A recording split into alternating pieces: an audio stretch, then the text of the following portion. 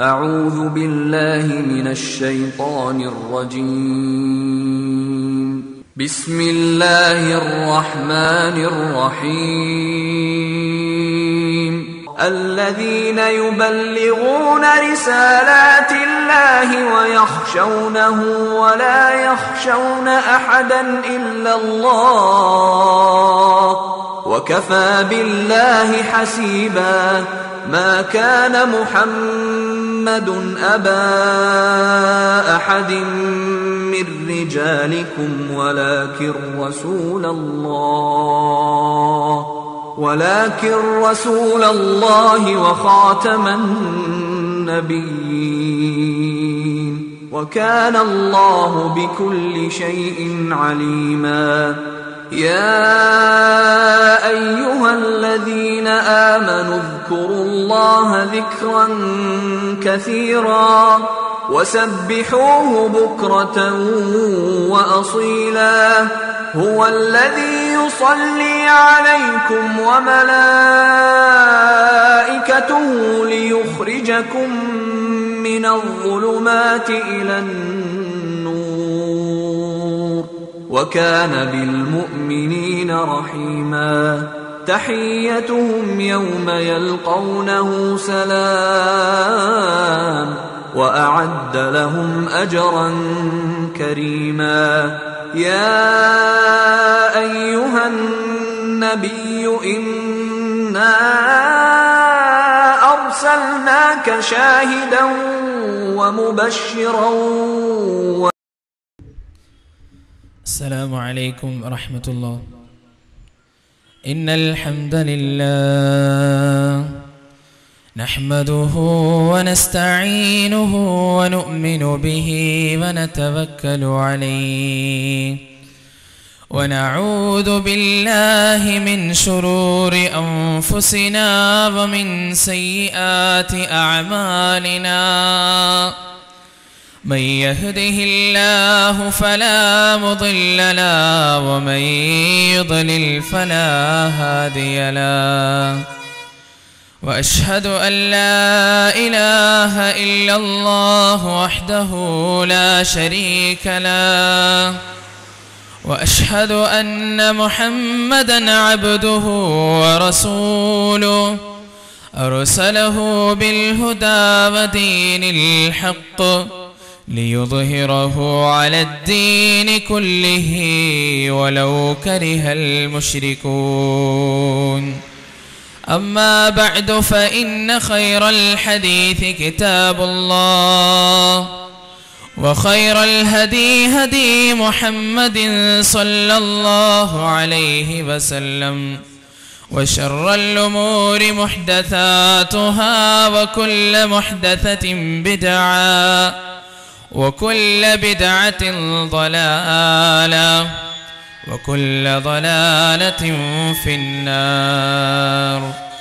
يا أيها الذين آمنوا اتقوا الله حق تقاته ولا تموتن إلا وأنتم مسلمون. رب اشرح لي صدري ويسر لي أمري واحلل عقدة من لساني يفقه قولي. എൻ്റെ ശബ്ദം ശ്രവിക്കുന്ന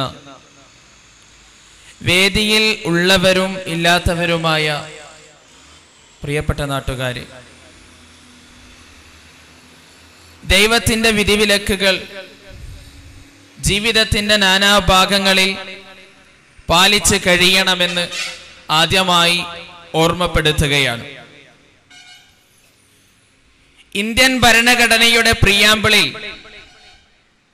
ഇന്ത്യൻ ജനത സമ്മതിക്കുന്ന ഒരു കാര്യമുണ്ട്.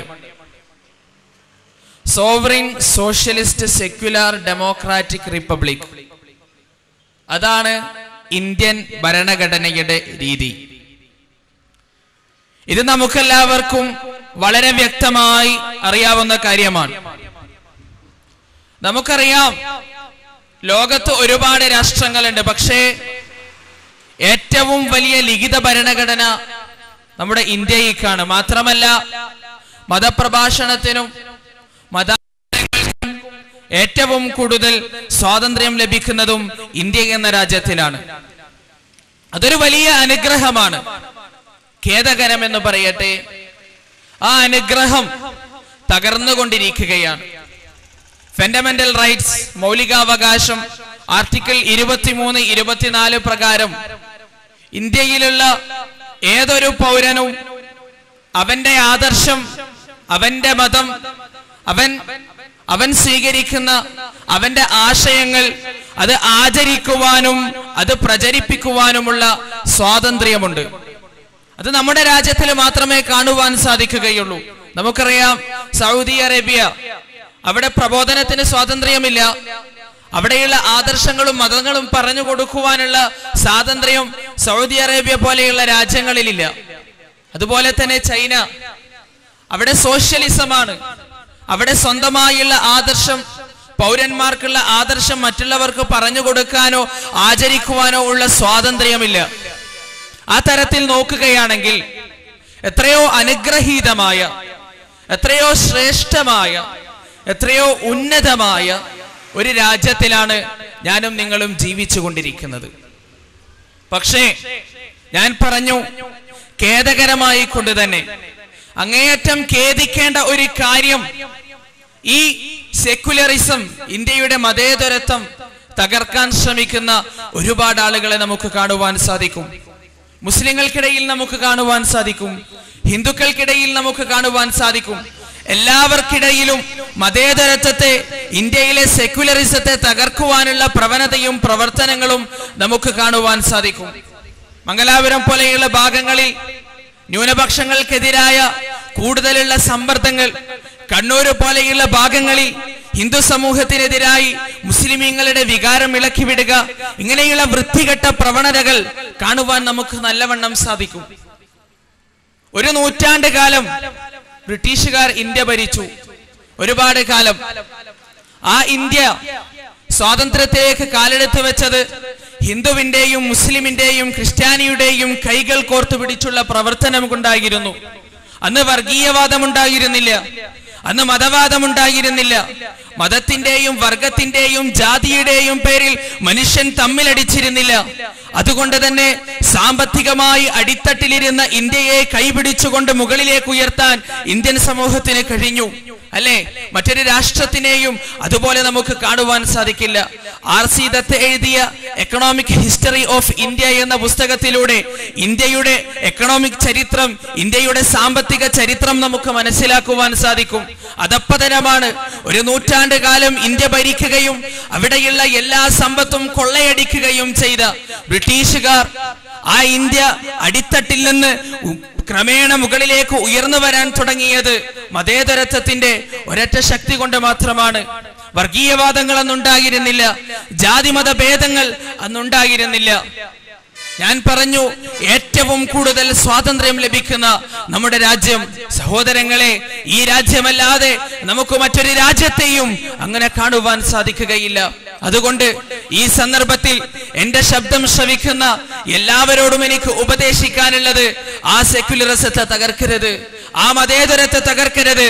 ആ അഭിപ്രായം പറയുവാനുള്ള സ്വാതന്ത്ര്യത്തെ, ആ അഭിപ്രായം പ്രകടിപ്പിക്കുവാനുള്ള, ആശയം പറഞ്ഞു കൊടുക്കുവാനുള്ള, ആദർശം പറഞ്ഞു കൊടുക്കുവാനുള്ള സ്വാതന്ത്ര്യത്തെ നശിപ്പിച്ച് കളയരുത് എന്നാണ് ആത്മാർത്ഥമായി, വിനീതമായി എന്റെ പ്രഭാഷണത്തിന്റെ തുടക്കത്തിൽ എനിക്ക് ഓർമ്മിപ്പിക്കുവാനുള്ളത്. ലോകത്ത് ഒരുപാട് മതങ്ങളുണ്ട്, ഒരുപാട് മതങ്ങൾ ലോകത്ത് നിലനിൽക്കുന്നുണ്ട്. ഖുർആനിലൂടെ റബ്ബ് സുബ്ഹാനഹു വ തആല പറയുന്നു, ലാ നുഫരിഖു ബൈന അഹദിൻ മിർ റുസലി. സൂറത്തുൽ ബഖറയുടെ അവസാനത്തെ ആയത്തിന്റെ തൊട്ടുമുന്നിലുള്ള ആയത്ത്, ലാ നുഫരിഖു ബൈന അഹദിൻ മിർ റുസലി. മുസ്ലിമീങ്ങൾ ഒരു പ്രവാചകന്മാർക്കിടയിലും വിവേചന ബുദ്ധിയോടുകൂടി നോക്കുന്നില്ല. അവർക്ക് ആരെക്കുറിച്ചും വിവേചനമില്ല, എല്ലാവരും ഒരുപോലെയാണ്. ഈസാ നബി അലൈഹി സ്വലാത്തു വസ്സലാം, യേശു ക്രിസ്തു, മുഹമ്മദ് നബി സല്ലല്ലാഹു അലൈഹി വസല്ലമയെ പോലെ തന്നെ സ്നേഹിക്കപ്പെടേണ്ട, ആദരിക്കപ്പെടേണ്ട ആളാണ്. മൂസാ നബി അലൈഹി സ്വലാത്തു വസ്സലാം, മോശെ പ്രവാചകൻ, മുഹമ്മദ് നബി സല്ലല്ലാഹു അലൈഹി വസല്ലമയെ പോലെ തന്നെ സ്നേഹിക്കേണ്ടതും ആദരിക്കപ്പെടേണ്ടതും ആയ ആളാണ്. നമുക്ക് വ്യക്തമായും അതറിയാം. പക്ഷേ ഇസ്ലാം ഒരു ആദർശം മുന്നോട്ട് വെക്കുന്നു.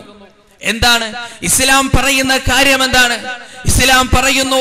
എല്ലാ വേദങ്ങളിലും കാലത്തിന്റെ നൈരന്തര്യമായ ഒഴുക്കിൽ എല്ലാ വേദഗ്രന്ഥങ്ങളിലും കൈകടത്തലുകൾ സംഭവിച്ചിട്ടുണ്ട്. എല്ലാ വേദഗ്രന്ഥങ്ങളിലും കൈകടത്തലുകൾ സംഭവിച്ചിട്ടുണ്ട്. ഏതൊരു വേദഗ്രന്ഥം എടുത്തു നോക്കിയാലും ഒരുപാട് ശാസ്ത്രീയ സത്യങ്ങൾ നമുക്കതിൽ കാണുവാൻ സാധിക്കും. ഹൈന്ദവ വേദഗ്രന്ഥങ്ങളാകട്ടെ, ക്രൈസ്തവ വേദഗ്രന്ഥങ്ങളാകട്ടെ, ഒരുപാട് ശാസ്ത്രീയ സത്യങ്ങൾ നമുക്കതിൽ കാണുവാൻ സാധിക്കും. പക്ഷേ നമുക്ക് മറ്റൊന്നും കൂടി അതിൽ കാണുവാൻ സാധിക്കും. വൈരുദ്ധ്യങ്ങൾ കാണുവാൻ സാധിക്കും. ശാസ്ത്രവുമായും അതുപോലെ തന്നെയുള്ള പുരോഗമന കാര്യങ്ങളുമായുള്ള വൈരുദ്ധ്യങ്ങൾ നമുക്കതിൽ കാണുവാൻ സാധിക്കും. പക്ഷേ ഖുർആൻ ഏതൊക്കെ അജണ്ട വെച്ചുകൊണ്ട് ഖുർആനിനെ നമുക്ക് പരിശോധിക്കാം, ഏതൊക്കെ കാര്യങ്ങൾ വെച്ചുകൊണ്ട് ഖുർആനിനെ നമുക്ക് പരിശോധിക്കാം. ശാസ്ത്രം, സാഹിത്യം, ധാർമ്മികത, സാമ്പത്തിക ശാസ്ത്രം, ഇങ്ങനെയുള്ള എല്ലാ കാര്യങ്ങൾ വെച്ചുകൊണ്ടും നമുക്ക് ഖുർആനിനെ പരിശോധിക്കാം. പക്ഷേ ഖുർആൻ അചഞ്ചലമായി നിലനിൽക്കുക തന്നെ ചെയ്യും. ഖുർആൻ അചഞ്ചലമായി നിലനിൽക്കുക തന്നെ ചെയ്യും. AD 610 കാലഘട്ടത്തിലാണ് ഖുർആൻ അവതരിച്ചത്. ശാസ്ത്രമോ സാങ്കേതിക വിദ്യയോ തീരെ വളർച്ച പ്രാപിച്ചിട്ടില്ലാത്ത ഒരു കാലഘട്ടം, ഇരുണ്ടിച്ച ഒരു കാലഘട്ടം, വെളിച്ചമില്ലാത്ത ഒരു കാലഘട്ടം, ശാസ്ത്രീയമായി യാതൊന്നും തെളിയിക്കപ്പെടാത്ത ഒരു കാലഘട്ടം. ആ കാലഘട്ടത്തിലാണ് ഖുർആൻ അവതരിച്ചത്. ഖുർആനിന്റെ താളുകൾ മറിച്ചു നോക്കിയാൽ ഒരുപാട് അധ്യായങ്ങൾ നമുക്ക് കാണുവാൻ സാധിക്കും. 1400 വർഷങ്ങൾക്ക് മുമ്പ് തന്നെ ഖുർആൻ ഒരു വെല്ലുവിളി നടത്തി. അറേബ്യൻ സമൂഹത്തോടല്ല, ലോകത്തുള്ള എല്ലാ ജനതയോടും ഖുർആൻ ഒരു വെല്ലുവിളി നടത്തി. وَإِن كُنتُمْ فِي رَيْبٍ مِّمَّا نَزَّلْنَا عَلَى عَبْدِنَا فَأْتُوا بِسُورَةٍ مِّن مِّثْلِهِ وَادْعُوا شُهَدَاءَكُمْ مِن دُونِ اللَّهِ إِن كُنتُمْ صَادِقِينَ. അല്ലയോ മനുഷ്യരെ, ഖുർആനിന്റെ വചനങ്ങൾ ശ്രവിക്കുന്നവരെ, ഇത് ദൈവത്തിങ്കൽ നിന്നുള്ളതാണ് എന്നുള്ള കാര്യത്തിൽ നിങ്ങൾക്ക് വല്ല സംശയവുമുണ്ടെങ്കിൽ ഇതാ ഈ വെല്ലുവിളി നിങ്ങൾ ഏറ്റെടുത്തുകൊള്ളുക. എന്താണ് വെല്ലുവിളി? നിങ്ങൾക്ക് ലോകത്തുള്ള എല്ലാ ബുദ്ധിജീവികളെയും വിളിക്കാം, ലോകത്തുള്ള എല്ലാ സാഹിത്യകാരന്മാരെയും വിളിക്കാം, ലോകത്തുള്ള എല്ലാ ശാസ്ത്രജ്ഞന്മാരെയും വിളിക്കാം. ഈ ഖുർആനിനെ പോലെയുള്ള ഒന്ന് രചിച്ച് പുറത്തേക്ക് കൊണ്ടുവരാൻ നിങ്ങൾക്ക് സാധിക്കുമോ എന്ന് 1400 വർഷങ്ങൾക്ക് മുമ്പ് ഖുർആൻ നടത്തിയ വെല്ലുവിളി. പ്രിയപ്പെട്ട സമൂഹമേ, 1400 വർഷങ്ങൾ കടന്നുപോയിട്ടും AD 2011 ആയിട്ടും ഇതാ അചഞ്ചലമായി നിലനിൽക്കുന്നു എന്നുള്ള സത്യം, അതാണ് ഖുർആനിന്റെ ദൈവികതയ്ക്കുള്ള ഏറ്റവും വലിയ തെളിവ്. നമുക്ക് പരിശോധിക്കാം. എല്ലാ ചരിത്രങ്ങളുമായും എല്ലാ ചരിത്രത്തിലെ ദശാസന്ധികളുമായും നാഴികക്കല്ലുമായും നമുക്ക് ഖുർആനിന്റെ മുന്നോട്ട് പോക്ക് ഒന്ന് പരിശോധിക്കാം.